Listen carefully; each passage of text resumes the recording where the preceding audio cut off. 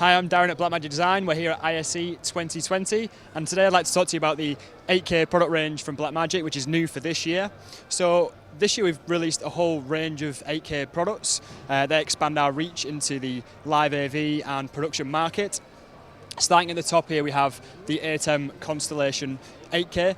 The ATEM Constellation 8K is a highly advanced HD and UHD production switcher, but also expands into 8K support as well. So we have a 10 input and 6 output 8K switcher.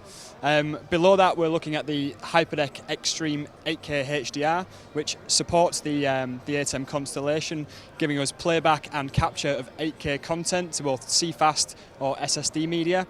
And then right at the bottom, to complete the set of 8K products, we have the Teranex Mini SDI to DisplayPort 8K and the Teranex Mini SDI to HDMI 8K, because when you're working with 8K production formats, you need some way of being able to monitor that content, and obviously being able to convert SDI to popular DisplayPort monitors or to HDMI monitors is really important.